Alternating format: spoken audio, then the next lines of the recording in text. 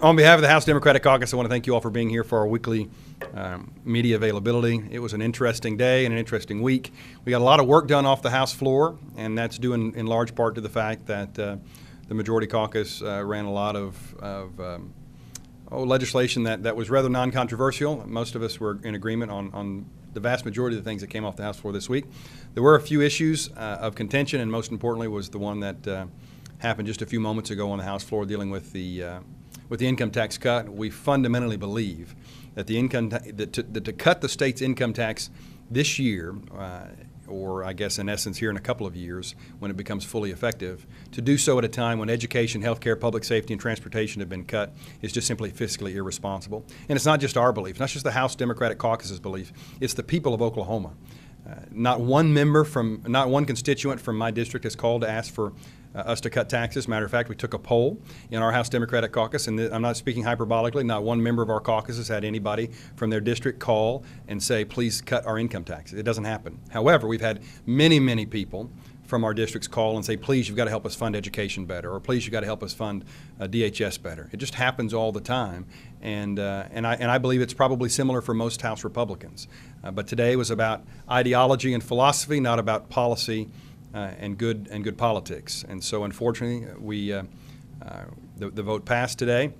We'll do all that we can to convince our constituents and theirs that it's bad public policy, and hopefully they'll hear and see the light come the end of session. And if that bill returns to the House floor, as Representative Sears said, it probably would. Hopefully, it won't pass and become law. Well, the pension bill that's been offered up by Representative McDaniel is bad for state employees, and it's bad for the state. It's bad for future retirees, and we hope that it's defeated on the floor, either the House or the Senate, come May.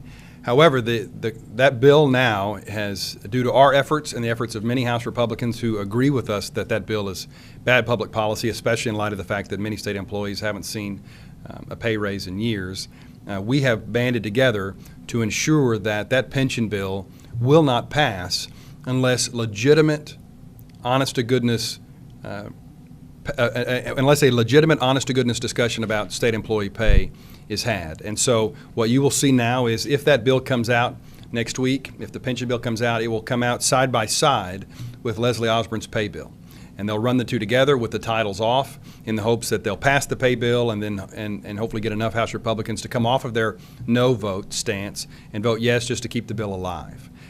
However, at the end of the day, if there's not enough money for the pay raise and the bill itself has to do more, make no mistake about it, has to do more than just put in roughly $40 million for a pay increase, it has to have triggers set out in the bill that will allow for gradual increases for state employees until they get to 90% of the market-based salary. And that is the governor's own study's recommendation. And so if the bill doesn't not only put money up front, but also allow for future growth for state employee pay raises, I believe the pension bill, and I know so, I believe that pension bill will not pass.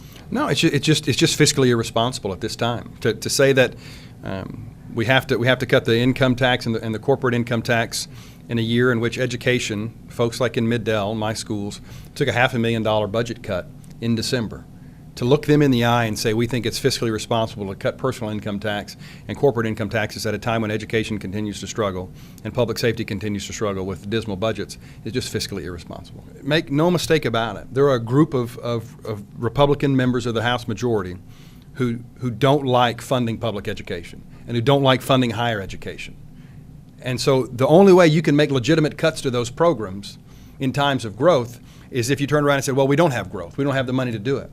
And so this is a starve the beast mentality on behalf of some of them. You just cut taxes enough to where you have to look at those folks who want more money for common education and say, I'm sorry, I can't afford it.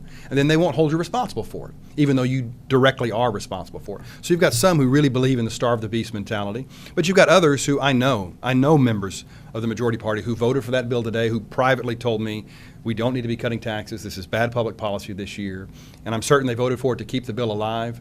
And I would hope that when the final budget numbers are released in May and we look and see what it is, if common education is going to take a per pupil expenditure cut again like they did last year, and higher ed's taking the cuts that they are, that many members of that majority party who voted for that bill today will switch over and vote with us and kill it, because there are enough of them. I looked at the board today and saw enough members who privately told me that they didn't like the bill who voted for it today, that if they'll stick to their word and their integrity, in a few months that bill won't pass. But we'll see. Politics is politics, and it's an election year. So, well, I think you've got a big faction of the caucus that just simply don't like the idea.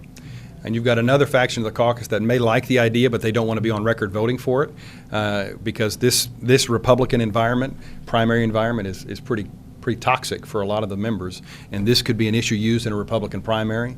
And so I think you weigh those two factors, and it makes it tough for him to call it up.